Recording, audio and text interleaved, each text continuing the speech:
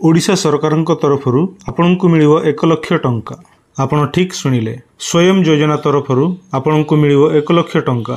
किपरि पाइबे एही टंका, को डॉक्यूमेंट सब दरकार, केउठी आवेदन करिवे, भिडियोटी को संपूर्ण देखंतु।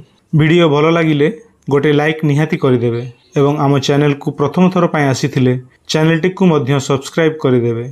स्वयं योजनार मुख्य उद्देश्य हेउछि ओडिशार युव समाज को स्वाधीन एवं स्वावलंबी करिवा। एही योजना माध्यम रे आपनकु 1 लाख टंकार इंटरेस्ट फ्री अर्थ सहायता मिलिथाय। एही योजना राज्यर रोजगार स्थिति को उन्नत करिवा लक्ष्य रे आरंभ करा जाय अछि। चलंतु देखिबा एथिरे केउ माने अप्लाई करि परिबे। आपनकु ओडिशार नागरिक हिथिबा दरकार। वयस सीमा 18 रु 35 वर्ष हेबा आवश्यक। जदि आपण एसटी एससी एवं पीडब्ल्यूडी वर्ग रु आसुचंती तेबे वयस सीमा 18 40 वर्ष हेबा आवश्यक।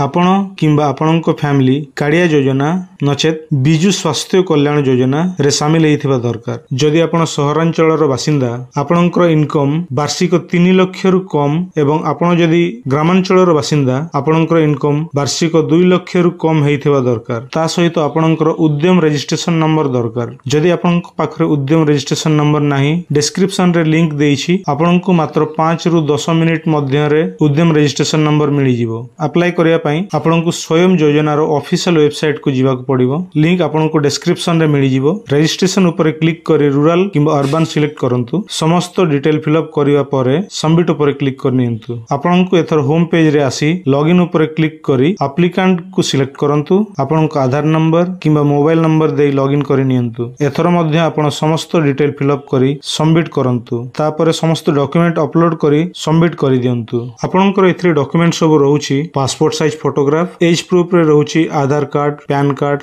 वोटर आईडी, जन्म सर्टिफिकेट किंबा दशम सर्टिफिकेट। तापर रहउछि आपनकर रेसिडेंट प्रूफ, सेथिरे मध्ये आपनकर अछि Aadhaar card, resident certificate, voter ID, driving licence, electric bill किंबा राशन कार्ड। ता सहित रहउछि इनकम सर्टिफिकेट किंबा बिजु स्वास्थ्य कल्याण योजना कार्ड नचेत आपनकर काड़िया योजना कार्ड। तापर रहउछि कास्ट सर्टिफिकेट किंबा डिजेबिलिटी सर्टिफिकेट जदि आपण रिजर्वेशन नेबा को चाहुछंती। तापर रहउछि आपनकर उद्यम रजिस्ट्रेशन सर्टिफिकेट। जदि आपण माने जानि पारनांती उद्यम रजिस्ट्रेशन सर्टिफिकेट किपरि पाई परिबे, आपण माने कमेंट करी जणांतु। आपण मानक पय आउ एको वीडियो नै आसीबी उद्यम रजिस्ट्रेशन सर्टिफिकेट ऊपर। मात्र 5 रु 10 मिनिट मध्य रे आपनकु उद्यम सर्टिफिकेट रो रजिस्ट्रेशन नंबर मिली जिवो। हमरो एही इन्फॉर्मेशन आपनकु केमिति लागिला कमेंट करी निहाती जणाइबे। जदि आपण मानकु आउ किछि जानिबार थाए कमेंट करी पचारि परिबे। नमस्कार।